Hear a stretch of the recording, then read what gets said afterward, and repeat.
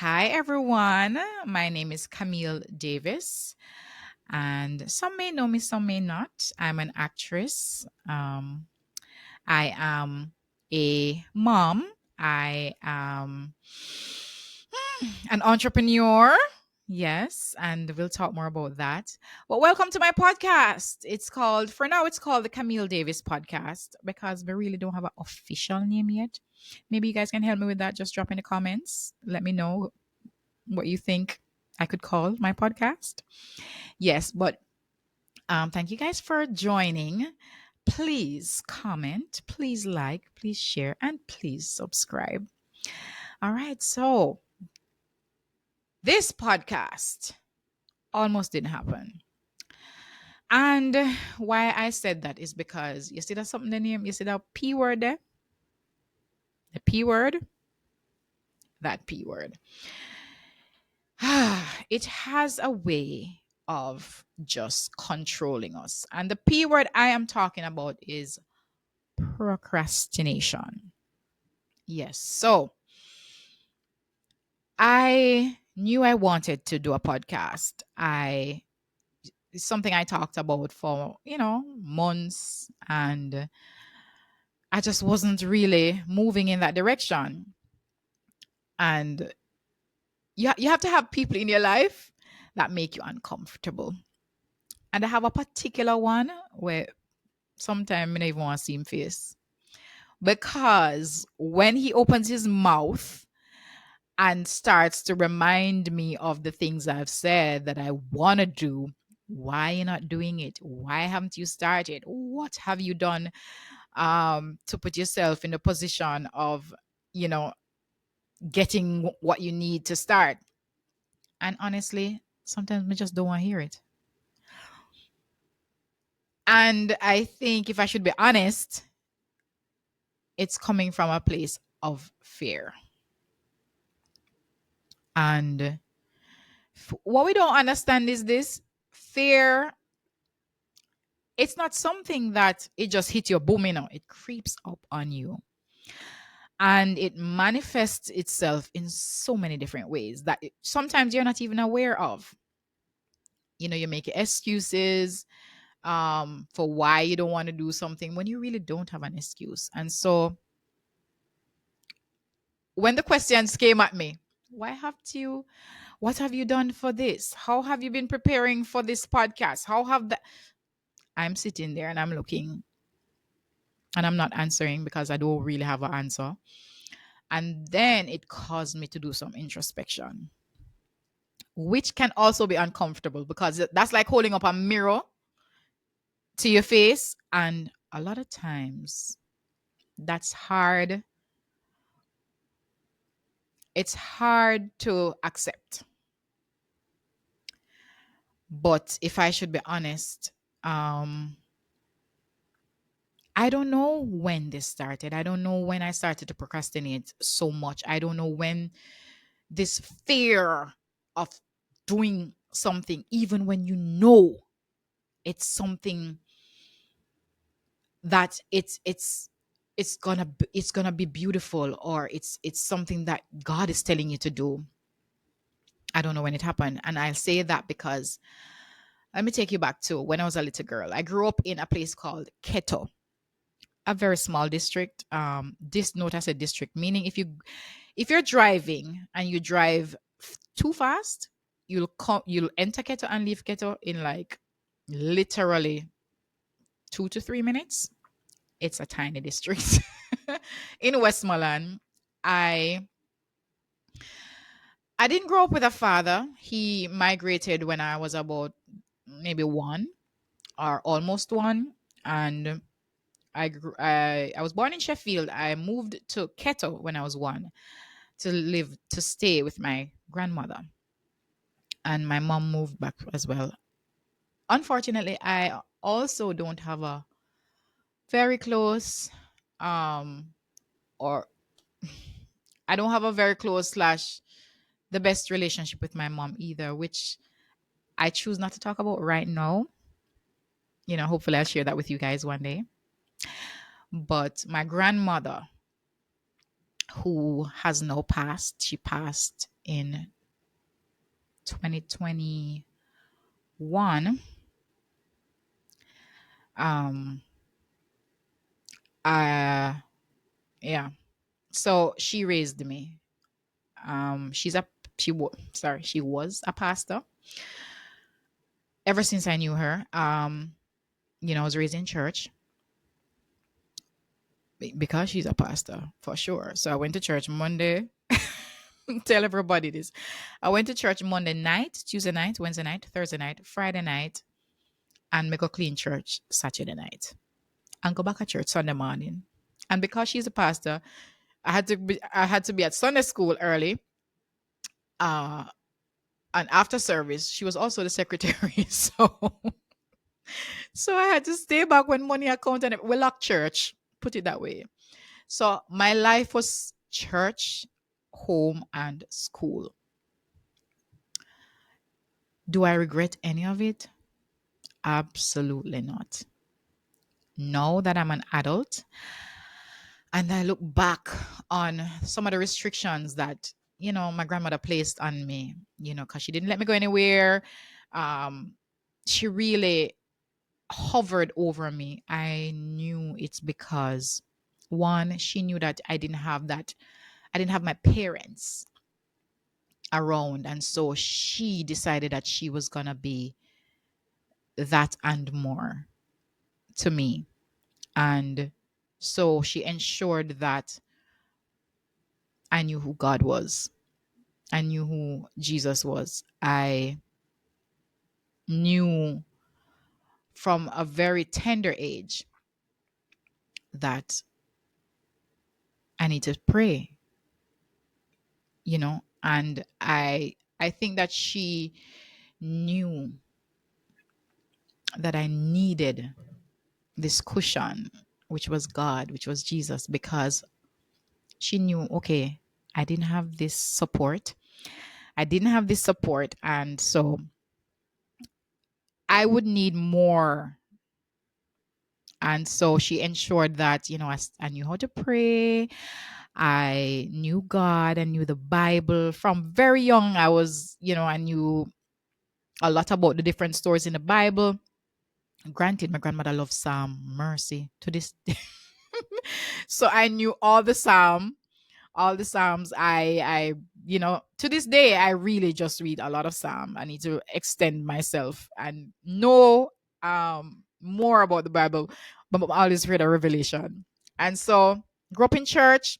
I remember when I think I was in primary school. I was at St. Paul's Primary at the time, and this love for acting started with me watching TV. And we really never had much on TV at the time. We had like um Golden Girls would come on, when TV sign on and sign off.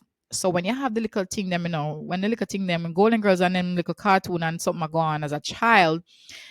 Yes, and as a child I loved Golden Girls. It's still my favorite show to this day. But I think what I loved so much about it was because of the talent that was on that show. And it's comedy, it's mainly comedy, but I loved the characters and what they had to bring to the show. And so I remember as a child I would watch TV, and I would go in front of the mirror and I would reenact what I saw on TV. Nobody knew this. I would do this on my own privately because I was so shy, very, very shy, and just kind of insecure. A black girl growing up, um, not having a mom around tell you, oh, you're beautiful, I love you, not having your dad supporting you, telling you you're beautiful, you're my princess. Not that my grandmother didn't show me love, but just not getting what I think every child needs from their parents. And so um I never really thought much of myself, to be honest. I never thought I was beautiful. I remember the first time someone said, "Oh, you're so beautiful," I literally like looked behind me, like, I you thought me, like genuinely. Um, and when I grew up in the country, it's like clearly my grandmother loved me and she thinks I'm beautiful, but it's like they're not telling you, or I wasn't told, like, Camille, you're beautiful. you know, I wasn't reassured of this. I wasn't, encouraged in a certain way. And it's not because my grandmother didn't love me, but it's because it's like, you don't know better, or maybe that's not how she was raised. And so, I'd go in front of the mirror and I'd reenact these things, and I just knew there was something in me that says this is a part of you. Acting is a part of you. Well, because of the fear that, you know, it must have been at the time, because of that fear, I didn't say anything. But why I said that I don't know exactly when it started was this. Even though I didn't say anything to anyone, I remember I mustered up the courage one evening and I said to my aunt, I remember it was a Sunday, and she was cooking, and I saw this play being advertised. Granted, I'm in Ketto still as a little girl. And I said to her, I'm going to be on I'm going to be on TV just like these people. And she said, "Who you? And you can't even talk? Like, you afraid for talk?" And I said, "All right, watch."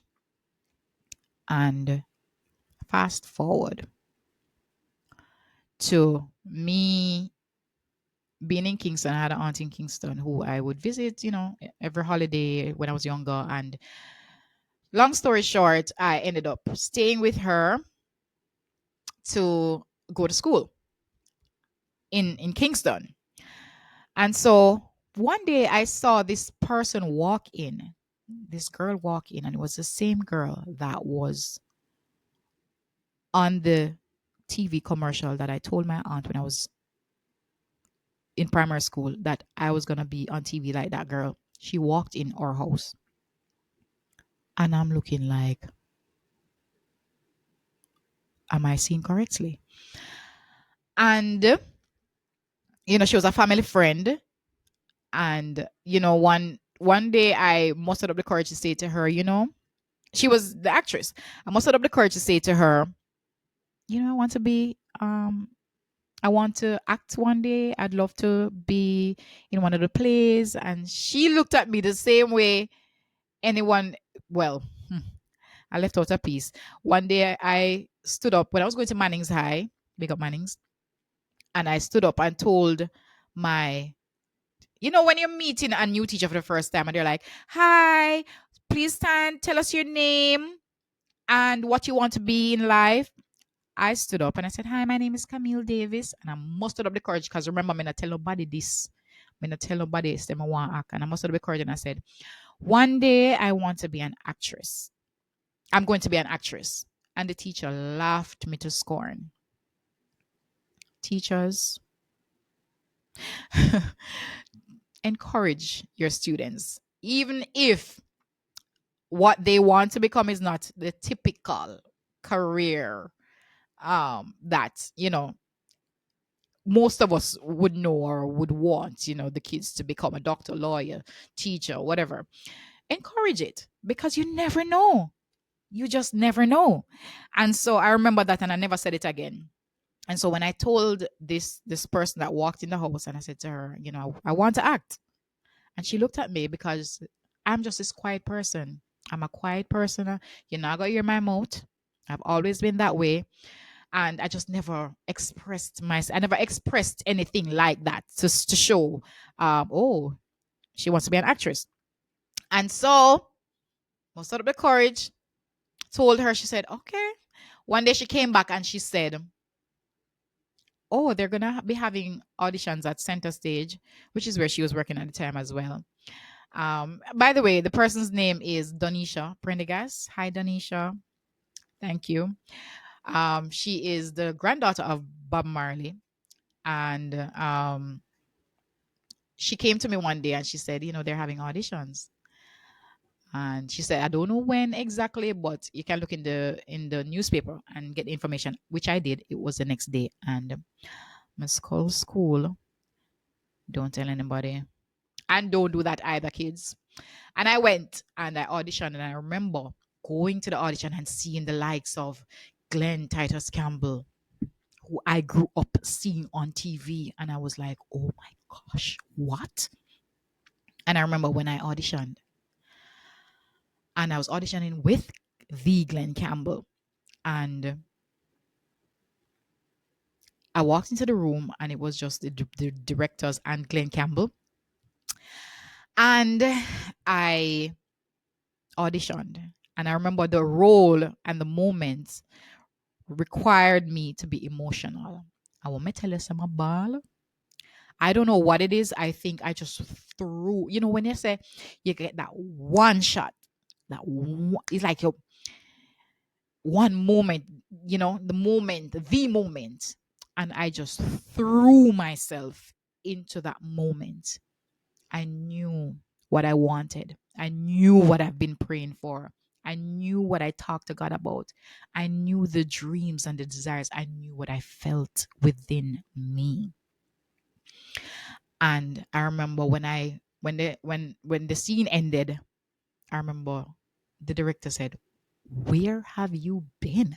And I was like, "What?" And I joined the workshop. I got a call that I joined the workshop, and that was it. I, thanks be to God, established a career.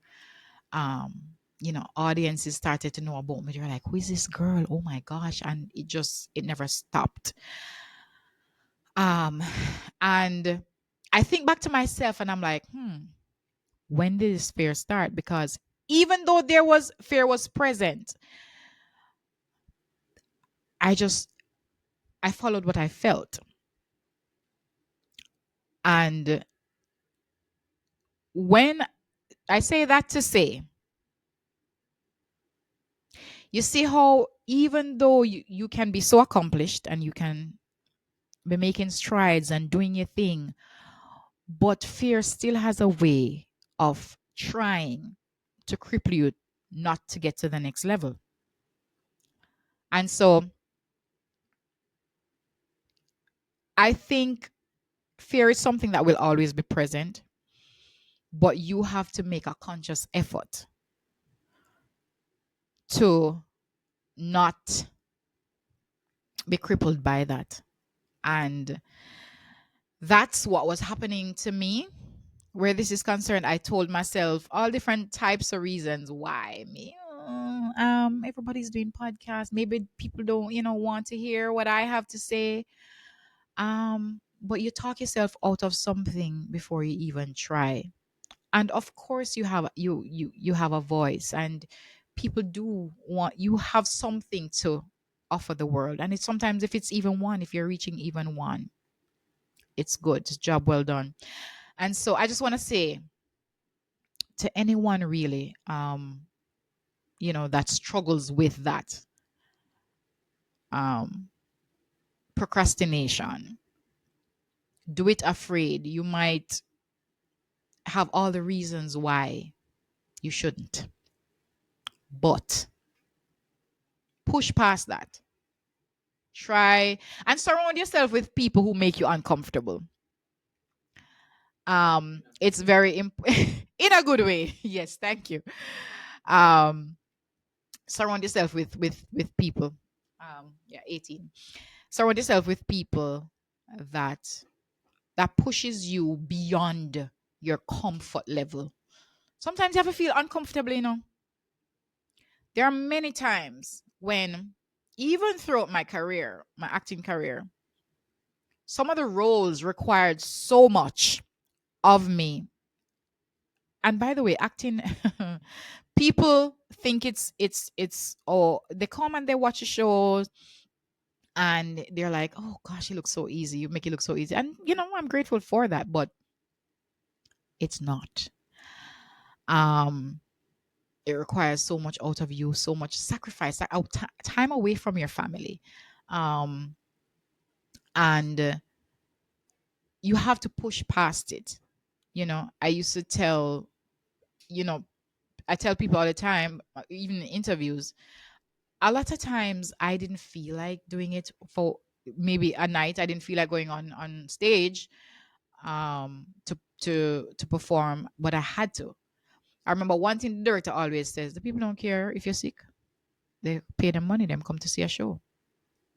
That was a harsh thing to hear because you're tempted to get in your emotions like, you don't what do you mean? What about me?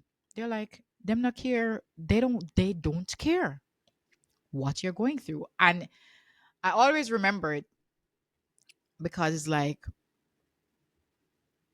sometimes you have to get past you and how you feel and what you're going through, because if you sit in your emotions, you won't get out. Because your emotions, it's a lot of self-pity in there, and you tell yourself that I'm not ready. Sometimes you don't even have the reason why you're not ready. You just tell yourself that no, I'm not ready, I don't feel ready. So you have to get out of your feelings. And that same feeling, all right, so I started my own production, which is called Ketto Girl. It's a series, a web series. And that almost didn't happen either, out of fear. And it's that same annoying person who annoyed me into it, which I'm grateful for. When they said to me, yeah, I heard you talking about this. You wanted to do this. What are you doing? And I'm sure one day you guys will want to see that person, right? Drop in the comments if you want to see who that person is, because him sound annoying, but it's in a good way. But yeah, what are you doing? I remember it was at night. It was a conversation. It was a phone conversation, and it was, what are you doing? I hear you talking about this. I see the passion. I hear the passion. I know you can do it. You have the talent. You have the know-how. You have, what is your excuse? You're making excuses. And I remember coming off of the call and I was furious. How dare you talk to me like that? What do you mean? What am I doing? What am I? And in repeating the questions that he asked, I really could not answer. And I remember the same night I created a WhatsApp group. I created I my own what do you call it? Um Logo. And I just started to reach out to people right away. I reached out to like two or three actors. I reached out to someone to get me was it I needed like an assistant. Listen, and I realized that okay, sometimes you need that. You need like a fire, somebody to light some fire under you to be like, okay, what you doing? And do you know that a lot of people don't have people like that around them, or they push people away that are like that? In my opinion, like the you have the Michael Jacksons. I feel like he was just this. He was he's my favorite artist of all times, and I feel like he did not have that person or persons around him to say, what are you doing? This is crap. You have the yes people, and the yes people who them yes you to death, like literally, like not telling you that you're going downhill. And so I'm grateful. I'm admitting that I'm grateful for this, person that can really give me the harsh talks to really drape me up. Sometimes it's a little drape up. And so I started Keto Girl afraid. I started it not knowing. I even told myself, like that, oh, the people won't like it. People have been asking me, Cam, what you doing acting wise? Because I took a break. Well, I left the stage. I need to stop saying I took a break from the stage. I left the stage. I did it for about 14 years straight. And I left the stage after a while. I did over like 20 odd productions. And I was so grateful for the time I spent there and the people that I met and the love, the audience that grew with me. But somehow, when I was supposed to start Keto Girl, I told myself that, what if people don't like it? What if people just don't support me? Even though every day, and I'm not kidding you, every day I heard, "Come, what you doing? We want to see, start something." People even tell me, "Start something for yourself." No, we just want to support you, just want to see you. But I told myself that people wouldn't support it. I started Keto Girl afraid. I started Keto Girl without any sponsors, without any money. Me have to use my own little thing. Luckily, the persons who came on board and they saw the vision and they wanted to be a part of it. Big up Jamar, big up Dominique, um, who plays Panda, Jamar McFarlane, big up Joel, the videographer, um, all amazingly talented people. And they just said yes. And even that got me emotional because I'm like, these people just said yes to me without me having any big sponsors or any money behind it a certain way. And we started.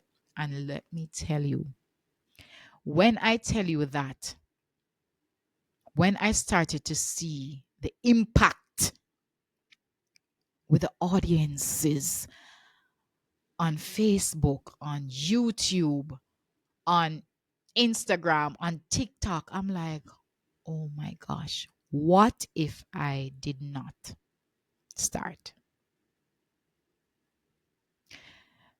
The thing about it is, you will never get everything down the way you want it. You never will.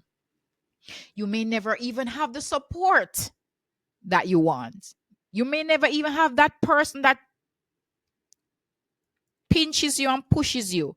But you really have to just get up and do it. Because you never know what is waiting. Success is waiting on you and you don't even know it. You talk yourself out of it before you even try. And how are you going to know that it won't work if you don't try? You can't. So you have to try. You have to do it. Do it afraid. Do it scared. Do it without the support. And I started, and let me tell you, Keto Girl is one of my biggest blessings because it means so much to me. I'm from Keto, and so I named it Keto Girl. And, my grandma passed during the pandemic, and I was able to incorporate that in the show. And I was able to say goodbye to her because I didn't even get to go to her funeral. I was pregnant at the time and I couldn't go because of COVID.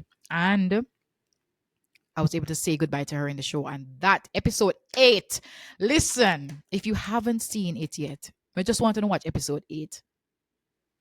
And you'll go back and watch episode 1 and the rest of it. I have 17 episodes? 17 episodes on YouTube. So you guys please check it out. And I am so proud of it. I am proud of everyone. I got a sponsor eventually, which was not monetary, but it was such a big help. It was a food sponsor that took care of us or meals. Sea Crave. Check them out. They are amazing. The food is delicious. Um, they're on Groves Nut Terrace. Yeah, check them out. They're amazing. And so I say that to say that brought me to another level because it showed me that, oh, not only in my head am I not just another actress, I can also go into production. And in doing Keto Girl, something else amazing came. I was able to, with my partner, create a sauce. A sauce that my grandma, I grew up watching her doing her own thing, her own little concoction. And I decided, why not start it, continue the tradition? And we did that and incorporated it in Keto Girl in one of the episodes. And let me tell you, when people started asking, where is the sauce? Where can we get it? And I'm like, that time, because it's a process, right? I don't know if you know, excuse me. It is a process. And so, you create it. Because we went through the whole scientific aspect of it. We did it like, I mean, real thing. No, no, no, joke thing. So while they were asking, where is the sauce? Where can we get it? It's been curated. It's been going through its own process of, because we eventually want to get it on the shelves. Because I know you guys are gonna love it. So it's a guava sauce, and it's at the place right now where it really is just ready to go on the shelves. And so we're going into production. Went through the phase of having our um, product testing, and this is the Ketto sauce. I'm so proud of it. I'm so proud of just being able to not allow fear to not let this happen. And it's a guava sauce, like I said. It has a hint of pepper, Scotch bonnet pepper, Jamaican Scotch bonnet pepper, so you know. And the feedback that we've gotten from restaurants, people in corporate, friends, strangers that have tried this, they're like, where can we get it? And even the audiences on the platforms in Ketogirl, from Ketogirl are like, where can we get it? Where can we get it? When is it coming out? So it will be on the shelves soon. And you can look out for, or it's gonna be called Ketto Sauce. So please go out and support when it comes. I'll let you guys know when it's officially here and when it's officially out. But I'm so proud of this right here. Or guava Ketto sauce. And so much has manifested from just starting afraid, starting without knowing really where you're going, but just trusting that, one, if you do nothing, what are you going to get out of that anyways? So I want to encourage anyone out there, if you want to act, if you want to be an entrepreneur, if you want to, whatever it is that you want to do, you may not have the resources, you may not have the support, you may not know exactly what you're doing. Just start. You may be surprised where you can go and where you will go. So um yeah, what it is that you want to do and you're afraid to do it, let me know. Drop it in the comments. Let me know, please. I'd love to see even how I can support you or how I can help. Drop it in the comments. Let me know. I'll reach out to you. Um, in any way I can support, I want to do that. All right. So please remember to like, to share, and please to subscribe to my podcast. Thank you so much for tuning in.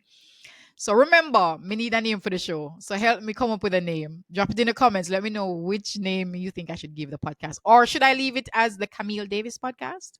What do you think? All right. Thank you guys for joining. I love you. I appreciate you. And I'm looking forward to this new journey. All right. Stay safe.